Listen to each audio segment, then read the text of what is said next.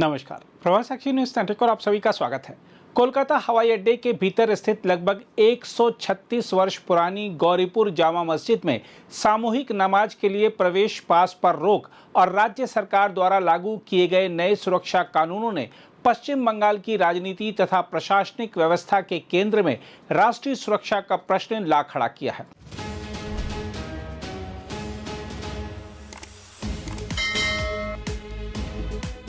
मुख्यमंत्री शुभेंदु अधिकारी ने स्पष्ट शब्दों में कहा है कि राष्ट्रीय सुरक्षा और हवाई अड्डे की सुरक्षा हर दूसरी प्राथमिकता से ऊपर है।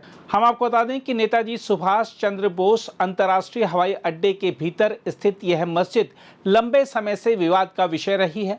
हवाई अड्डे के 2 रनवे हैं, जिनमें दूसरा रनवे अपेक्षाकृत छोटा है और उसी के निकट यह मस्जिद स्थित है।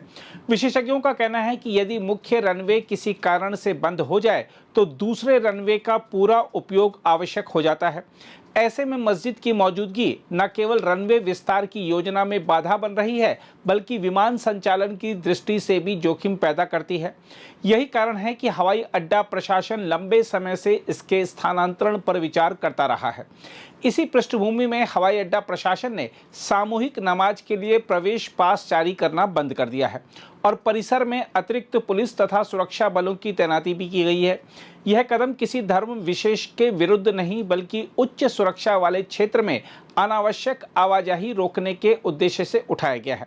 मुख्यमंत्री शुभेंदु अधिकारी ने भी दोहराया है कि किसी को अपने धर्म का पालन करने से नहीं रोका गया है।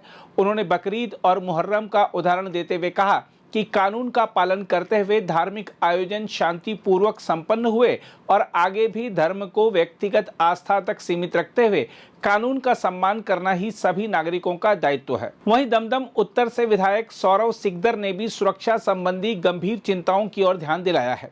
उन्होंने कहा है कि हवाई अड्डे में प्रवेश करने वाले प्रत्येक व्यक्ति के लिए फोटो सहित बायोमेट्रिक पास अनिवार्य होता है, जबकि नमाज के लिए आने वाले लोगों के संबंध में ऐसी व्यवस्था नहीं थी। उनका कहना है कि यह मस्जिद अत्यधिक सुरक्षा वाले स्तर 3 क्षेत्र में स्थित है, जहां से प्रधानमंत्री, मुख्यमंत्री सहित अति विशिष्ट व्यक्तियों की आवाजाही होती है और हर महीने लाखों यात्री गुजरते हैं। ऐसे में सुरक्षा व्यवस्था में किसी भी प्रकार की ढील भविष्य के लिए खतरा बन सकती है।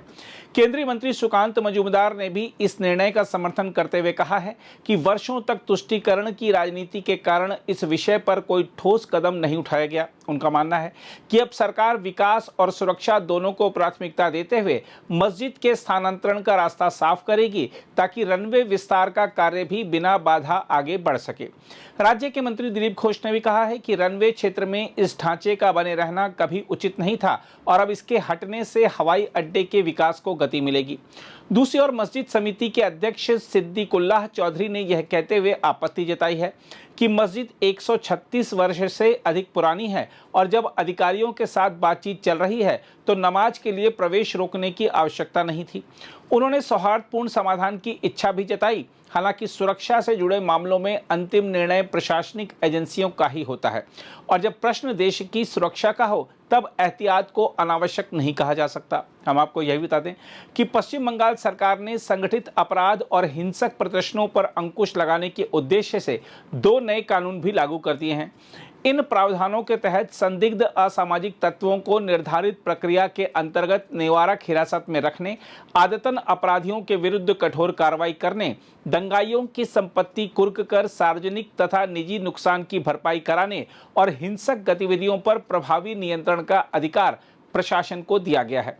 हिरासत संबंधी आदेशों की समयबद्ध सरकारी स्वीकृति और न्यायिक समीक्षा का प्रावधान भी रखा गया है। राज्य सरकार का तर्क है कि राजनीतिक हिंसा, संगठित अपराध, अवैध कब्जों, आर्थिक अपराधों और तोड़फोड़ जैसी घटनाओं से प्रभावी ढंग से निपटने के लिए मजबूत कानूनी व्यवस्था आवश्यक है। इसके अलावा मुख्यमंत्री शुभेंदु अधिकारी ने 16 अगस्त को खेला होबे दिवस के स्थान पर आयुष्मान दिवस मनाने की घोषणा भी की है। उन्होंने कहा है कि यह दिन राज्य सरकार के 100 दिन पूरे होने का प्रतीक होगा और जन कल्याण तथा स्वास्थ्य सुरक्षा जैसे विषयों को नई प्राथमिकता देगा। बहरहाल समग्र रूप से देखा जाए तो कोलकाता हवाई अड्डे की सुरक्षा, रनवे विस्तार, संवेदनशील क्षेत्र में अनियंत्रित प्रवेश पर रोक और संगठित अपराध के विरुद्ध कठोर कानून व्यवस्था इन सभी कदमों का मूल उद्देश्य राज्य में सुरक्षा तथा कानून व्यवस्था को मजबूत करना बताया जा रहा है। राष्ट्रीय सुरक्षा सर्वोपरि है और यदि किसी व्यवस्था में परिवर्तन से नागरिकों की सुरक्षा, हवाई अड्डे की क्षमता तथा कानून का शासन मजबूत होता है तो ऐसे निर्णयों को व्यापक जनहित के परिप्रेक्ष्य में ही देखा जाना चाहिए। अगर आप भी लेना चाहते हैं देश दुनिया की तमाम जानकारी तो आज ही सब्सक्राइब करें हमारे चैनल को। साथ ही नीचे दिए बेल आइकन को जरूर दबाएं ताकि हर अपडेट आप तक पहुंच सके।